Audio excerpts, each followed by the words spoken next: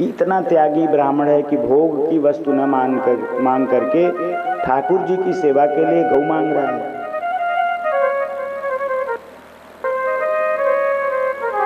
भगवान ने उनकी लाठी ले लिया जिसके सहारे आ रहे थे। कहे महाराज ये क्या है? कहे महाराज यही सहारा है, बुढ़ापे की लाठी है। कहे महाराज इसको आप जितनी दूर तक फेंक सकते हैं आप फेंकिए, और वहां तक की जितनी गौएं हैं, जितने गोश्त हैं, वो सब हम आपको दे देंगे। बहुत ही बुजुर्ग कृषकाय ब्राह्मण कितना फेंक सकते हैं, लेकिन तब भी अयोध्या जी से घुमाया डंडा तो जाकर के गोंडा में गिरा। ये गोदंड का गोंडा है।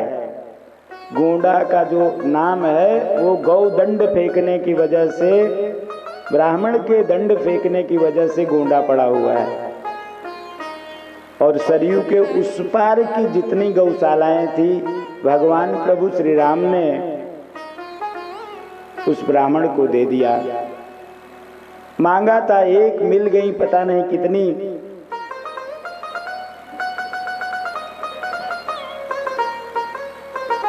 नीरज कहाँ गए? हमारा रुमाल भी पता नहीं कहाँ रखे हैं। और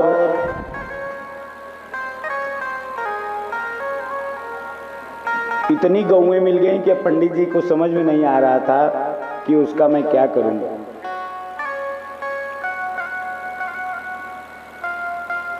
जैसे अविनाश जी के घर में बड़ी एकता है अभी, उसी तरह से उनके कुल खानदान में बड़ी एकता थी। और उन्होंने कहा कि कुछ भी अकेले के लिए नहीं है। तो कुल खानदान के जितने लोग थे कहे चलो नदी उस पार चलते हैं, और अब वहीं कुटिया बनाया जाएगा और उसी कुटिया में रह करके सब भगवत आराधन होगा।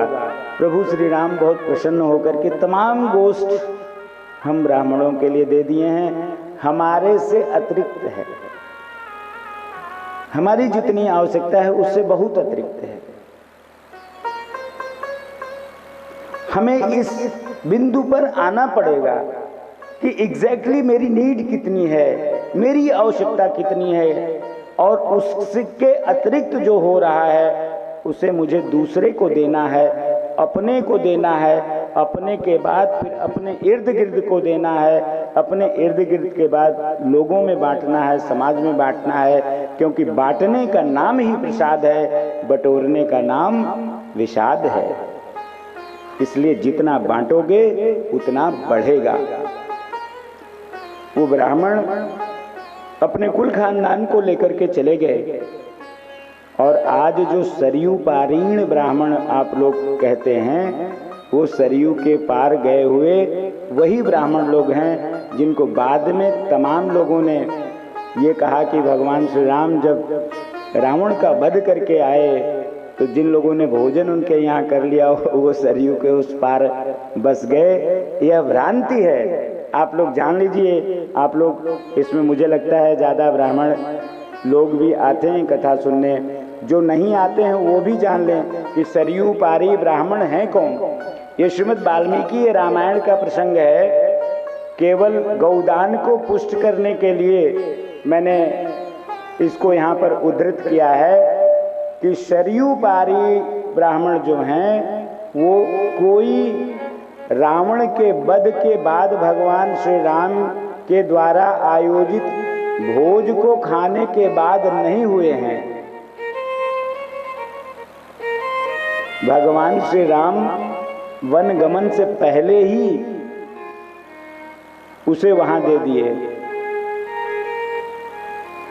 और भगवान राम का ही जो जन्म है कृष्ण का,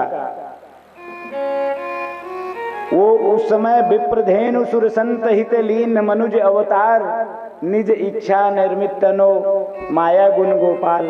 तो संतों को साधुओं को तो उन्होंने खूब सेवा दिया। गौओं ने कहा मेरे लिए आपने क्या किया? आप बाबा तो लिखते हैं विप्रधेनु सुर संत हित लीन मनुज अवतार। मेरा आपने क्या किया? क्योंकि रावण को भी पता था, जैसे कंस को पता था ना, वैसे रावण को भी पता था कि मेरा काल आ गया है।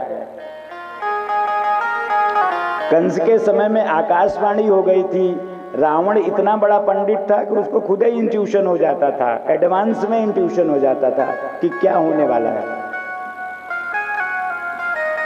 तो रावण भी अपने दूत भेजा था और कहते हैं कि भगवान राम 2 रूप बना करके, एक तो अयोध्या में सबके विनोद के लिए थे, लेकिन मूल रूप जो था वो गौशालाओं में सुरक्षित था कि यहाँ तक गऊओं के पास तक राक्षस नहीं आ सकते।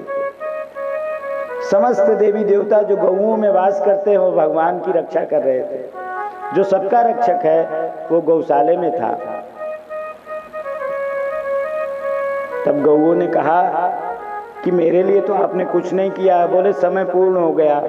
जैसे कथा रोज छूट जाती है, बोले समय पूर्ण हो गया। तो गऊओं ने कहा ये तो अन्याय है। तो बोले नहीं, अन्याय नहीं होने देंगे। अगला जो जन्म होगा मेरा, अगला मेरा जो अवतार होगा वो पूर्ण रूप से गऊओं को समर्पित होगा। प्रेम से बोलिए कृष्ण कन्हैया लाल की जय। पूरी तरह से गऊओं को समर्पित मेरा ये जन्म होगा। और आप सब लोग देख लीजिए कि भगवान कृष्ण की जो कथा है वो गऊओं के आसपास ही घूमती है, उससे अलग नहीं हो पाती है।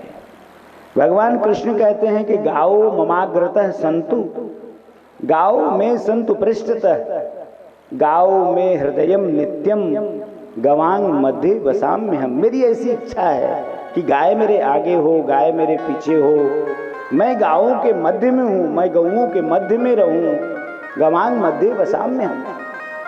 ये गोपाल की इच्छा है। और हम गाय पालते नहीं हैं, ठाकुर जी को भोग गोद्रव्य से लगाते नहीं हैं, तो बाजारे के बर्फी खाए से ठाकुर जी नहीं हैं।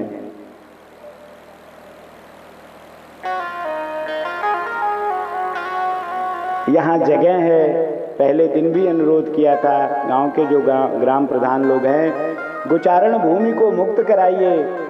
कोई सरकार किसी के लिए कुछ नहीं कर सकती है, गोचारण भूमि को मुक्त कराइए। गऊओं को चलने के लिए जो आपके पास साधन है, आस पास अगल बगल से बल्ली से घेर करके रखिए।